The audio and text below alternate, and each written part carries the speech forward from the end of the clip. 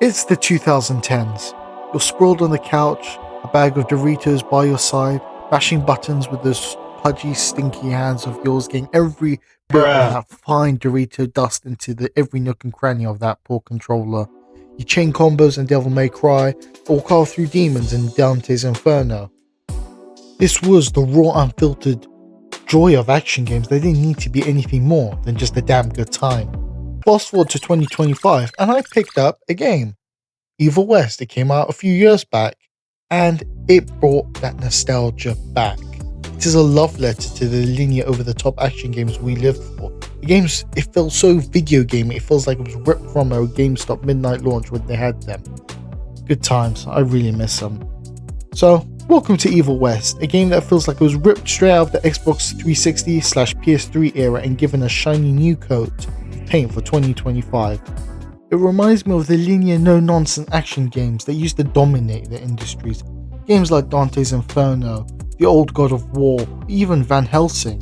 You know, the kind of titles that didn't bother with sprawling open worlds or endless side quests and aggressive monetization or online only, that type of crap, but instead deliver pure and unadulterated fun. So I'm here to dive into why Evil West is such a refreshing blast from the past, why it feels so zany, and it's a reminder of what made those classic action games so special, and they hold a special place in all our hearts. So let's get into it. Evil West, developed by Flying Wild Hog, throws you into an alternate Wild West where vampires, werewolves, and other nightmarish creatures roam the frontier. You play as Jess Rentier, a gruff, cigar-chomping field agent for the Rentier Institute, a secret government agency tasked with protecting the United States from supernatural threats. A dark menace consumes the American frontier. As one of the last agents in a top-secret vampire hunting institute, you are the final line between humanity and a deep-rooted terror that now emerges from the shadows.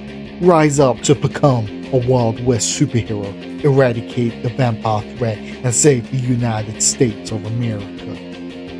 It's a world where steampunk, not cyberpunk, we're getting ahead of ourselves there, steampunk tech meets spaghetti western vibes, and the result is a gloriously over-the-top setting that feels like Van Helsing crashed into Red Dead Redemption with the side of Hellboy and a bit of God of War 2018, for some good measure. The actual setting of Evil West is one of its standout features. Each of its 16 levels, or missions, is dripping with personality. From you got dusty frontier towns, to leech-infested swamps, to cliffside laboratory designed to harvest lightning. These aren't just pretty backdrops, they're crafted with a lot of detail that makes you feel like you're stepping into a comic book or a schlocky B-movie. The game leans hard into its pulpy aesthetic, embracing the absurdity of cowboys fighting vampires with electrified gauntlets and steampunk weaponry. And it's not trying to be like some high art or profound narrative to make you think about morality. This isn't a PlayStation game, but it's here to be cool, and it nails that vibe. Now, if you're coming into... Okay, that didn't sound right. If you're going into... Okay, neither did that sound right. But if you're going into the game of Evil West expecting a narrative on par with The Last of Us, you're on the wrong saloon, partner. The plot follows Jesse as he uncovers a vampire conspiracy threatening the nation, with a cast of characters including a doctor, a nerdy inventor, and a grizzled Civil War veteran mentor. On paper, these characters sound intriguing, but the writing sometimes lacks the charisma to make them really memorable. The dialogue can sometimes feel a bit clunky, and they'll skip over emotional beats like Jesse's connection to the antagonist through shared loss there doesn't quite land. Sometimes cutscenes feel like they're masking loading screens, and pacing can be jarring, especially when big moments. Sometimes they hit kind of like a wet sock, but it's all good. It's a great game though, and I'll tell you why in a sec. Because, hear me out, the story is just a stage for the real star. Now, before I go into who the real star is, it's probably best just to put right out there, right now, it's not Shakespeare. The story is predictable and sometimes nonsensical. I mean, how does a secret vampire society employ humans and attack villages without being noticed? God knows. But here's the thing, a story isn't the point, it's the framework, the stage, as I said, for the real star of the show. And that is Drum roll, ladies and gentlemen. The combat. And trust me, that's where Evil West shines brighter than the desert sun in the game. Like I said, Evil West is an absolute love letter to the Xbox 360 and /PS3 era, and you can feel it in every punch, every explosion, every ridiculous vampire showdown. But let's get into the actual combat, the star. So if Evil West is a blast from the past, its combat is the dynamite that makes it explode. Banger line, I know. This is a third-person action game that takes clear inspiration from God of War over the shoulder's perspective and pacing, but it mixes it in a unique blend of melee brawl and gunplay and electrified mobility that feels really exhilarating. At its core, you're controlling Jesse Rentier, who's armed with a massive electrified gauntlet on his right hand, a zap on his left, and an arsenal of guns that would make any cowboy jealous. The melee system is built around the gauntlet, which delivers bone-crunching punches that feel so satisfying thanks to the game's stellar sound design, which I feel is understated. You can chain light attacks, launch enemies into the air with an uppercut, or spike them into the environment hazards like TNT crates. The zapper, meanwhile, is where things get really wild. Press L1 if you're on PlayStation. I primarily play on PlayStation, so I'm not really sure what the button is for Xbox. LB.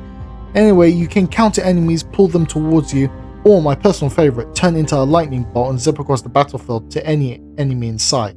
This teleport ability is a game changer, letting you stay on the offensive control, and the flow of combat is like a conductor leading a symphony.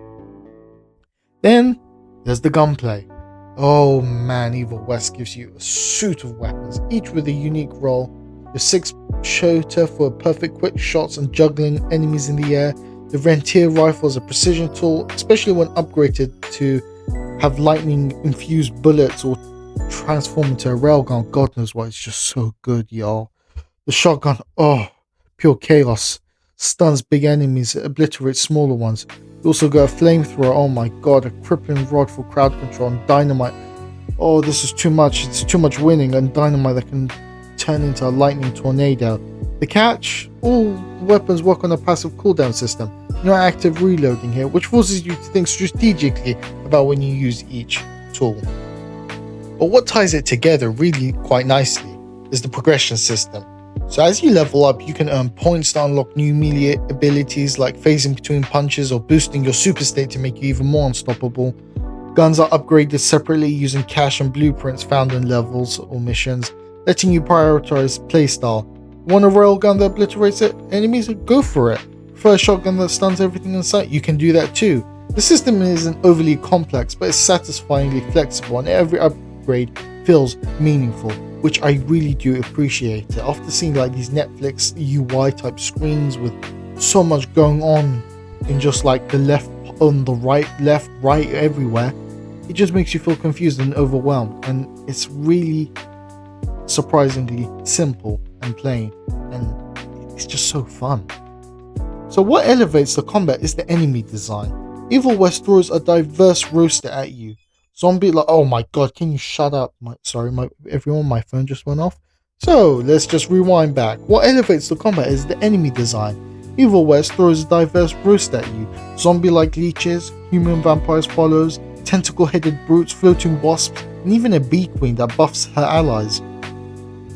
Each enemy type forces you to adapt, whether it's interrupting a cowboy's revolver shot, parrying a charging brute, or sniping a werewolf before it buffs its pack.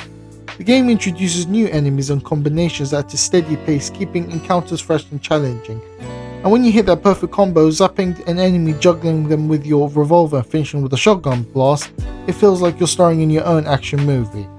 It's not perfect though. The color code for executable enemies and unblockable attacks is too similar, which can lead to some costly mistakes, especially if you're playing on a higher difficulty, which I did later on.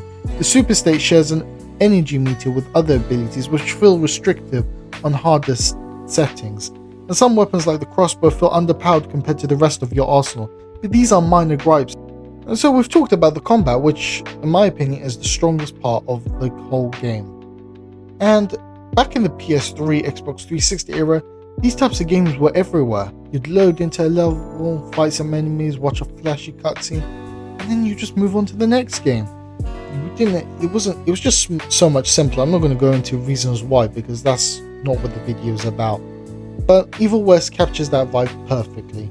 The 16 missions are linear, it has some branching paths for exploration collectibles. There's no pretense of being anything more than what it is.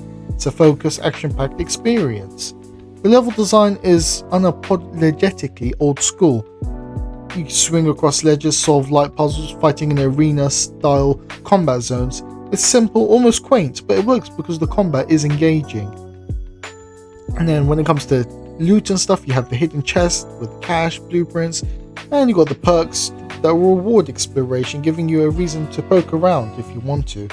This is what I like to call comfort food gaming. Familiar, satisfying, easy to digest. It's like my mac and cheese. Absolutely delicious. That said, old school approach has its downsides. The level design can feel restrictive.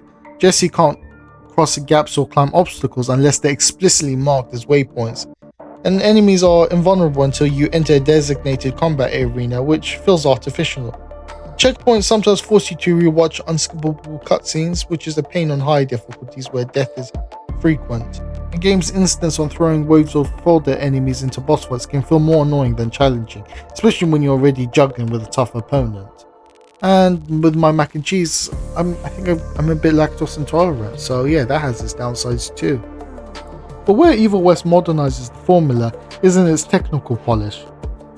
On PC, this game is a dream, running at a rock solid 60 FPS at 4K with DLSS enabled, even on a mid-range graphics card.